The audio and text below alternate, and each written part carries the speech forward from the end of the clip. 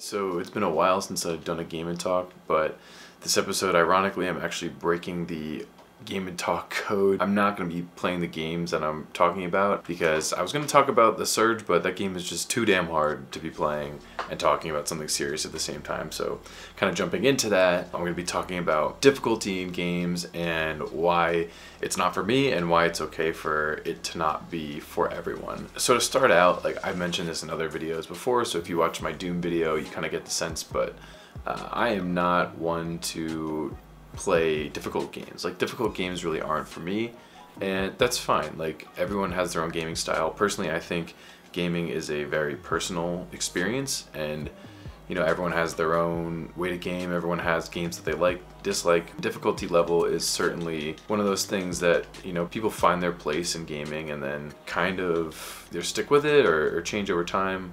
But yeah, so I'm not one of those people to pick up some challenging games and run with it. I say that for a few reasons. And to start out, time is honestly one of the biggest factors. I don't play difficult games because, quite frankly, I don't have enough time to play difficult games. With my busy schedule with college, first and foremost, I find myself trying to play easier games that I can just get through, I can get a good story out of it, and just have some fun gameplay that like I can play quick in between quick sessions, and that makes gaming a lot more fun, and I can get a lot more games out of the way with that. Especially now, there's so many games out there that I want to play. Just with the lack of time, like if I play a challenging game, I would be taking myself away from other games that I could be playing at the time. So that's one of those reasons, and I don't think that's going to change anytime soon. You know, with the job search, games are going to have to kind of take a back seat unless I find ones that I can get through quickly and easily. So when I play games, I tend to just put it right on the easiest setting if I'm going to be, you know, flat out honest. A lot of times that's looked down upon, but realistically, and games have been doing this a lot recently too, with like, the easiest setting is literally just called, I want a story out of it. I think The Witcher does it too. The Witcher was like, I want a story mode versus I want, you know, challenge. I want difficult fights. I want to have to work towards accomplishing something. I just go for the story because gaming for me is all about stories and storytelling in a unique and immersive way. The next thing I want to talk about is how difficult games just don't really match my play style. I personally am not one who wants to go into a video game feeling powerless and like I have to learn and be strategic and grind towards something. I think that takes a little too much time, and quite frankly, repetition of doing things over and over and over makes me not want to play a game anymore. I am way more inclined to put down a game faster if I'm trying to defeat the same boss 100 times than if I just feel powerful and I feel ready going into a battle and can defeat that boss within maybe 1 or 2 tries. For me, that's just a lot more fun and engaging, and the repetition of that just ruins the immersion for me. I feel like it's just a tedious task more so than an immersive one that I can dive into, and going back to my journey video, have that sense of escapism, which is really important for me. And then lastly, I'm just not a fan of difficulty for the sake of difficulty.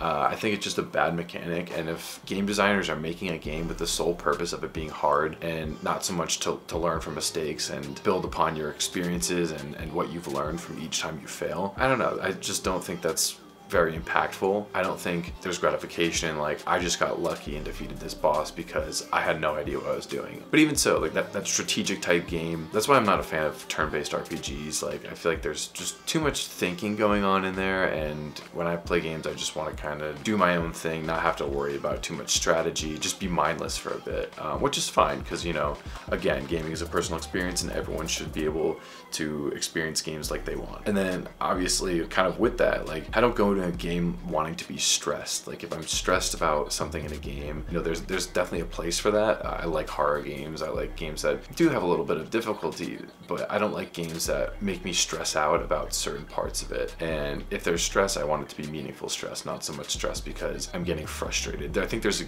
big differentiation between frustration and stress, and it breaks that, you know, separation from reality for me. So just not a fan of that. But overall, those are the reasons that I don't really prefer difficult games. But don't get me wrong, like difficult games definitely have their place with me. One in particular that I played was Hyper Light Drifter.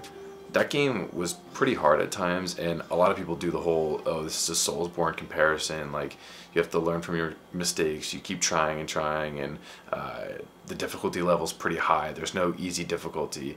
I definitely found that in some aspects, and I certainly got frustrated at times when, you know, there was this whole big lead up of beautiful scenery and the pixel art just looks so great, and you're finding all these little secrets and defeating these enemies pretty smoothly, but then you get to this boss and it's just overly difficult. There were bosses that I tried at about like maybe 15 to 16, upwards of 20 times. Like, granted, I suck at games, so like I'm not the best, and of course it's gonna take me a little longer to defeat a more difficult boss, but still, like, that's where that broke that immersion for me. And like I was so invested in this game and trying to figure out this very abstract story, but anytime that I was dying over and over, it just wasn't as fun for me. Love the game in total. I think it's an amazing game, and I definitely recommend it to everyone. This is actually what the footage is in the background. This is Hyper Light Drifter. I figured it would be pretty relevant to what I'm talking about, but it is a good example of like why there are games that are difficult that I do enjoy.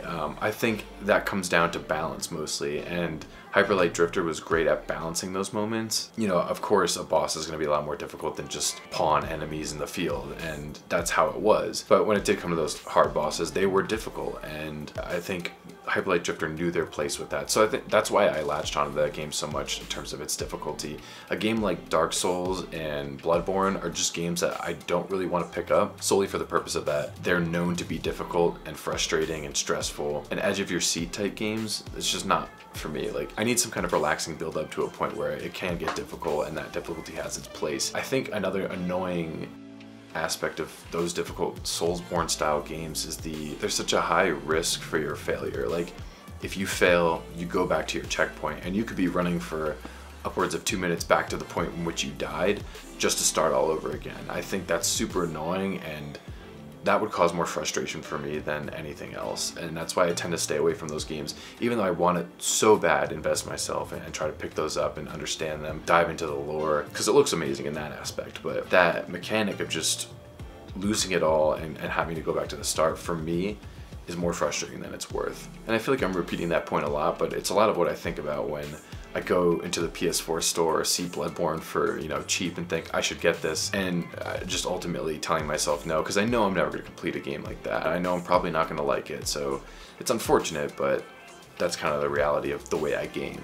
The next thing that comes with these games is this whole Git Good culture, and to me that's just super annoying. Git Good, if you don't know what that means, is basically like a term for when people are either asking like, hey, how do I do this in this game, or shoot, I lost, like, how do I get better? And the response is just Get Good. So I feel like Get Good has kind of had an ironic connotation in the past few years, just because it's like so absurd.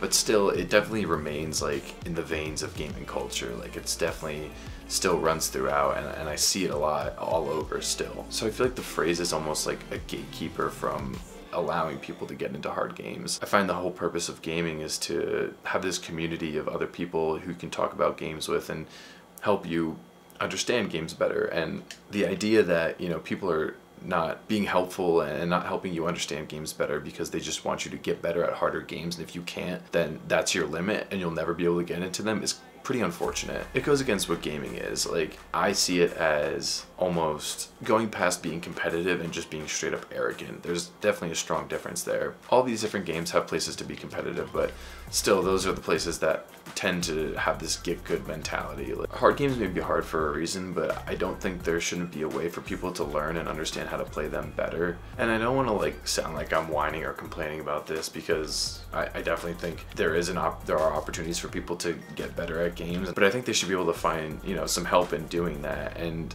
again, like, I think part of gaming is to help people explore the games they like, and someone who's told to get good and can't find help and has to do this on their own may be deterred from a game that they may really end up liking because of that. So that, like, that toxic cultural standpoint in that is really upsetting to not only me, but a lot of people as well. Ultimately, that wraps up everything I wanted to say about difficult games. To kind of sum up the points, I think the gaming community should be a place for people to share everything they want to share with games, help each other, help understand games better. And sometimes with just harder video games, that's not the case. And I think that culture should turn around. Will it ever? I guess we'll find out. It's okay for people to like whatever game they like, and I want people to know that. I think that's important.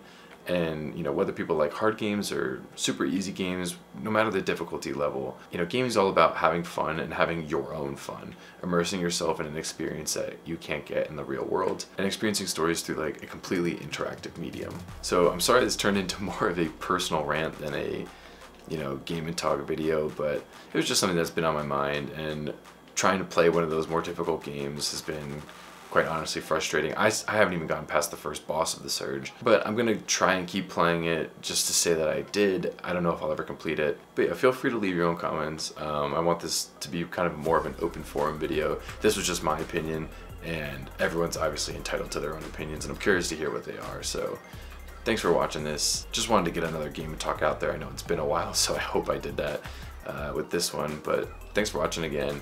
Catch you out the next time. We'll talk about an actual game next time, probably, and I'll catch you later. See ya.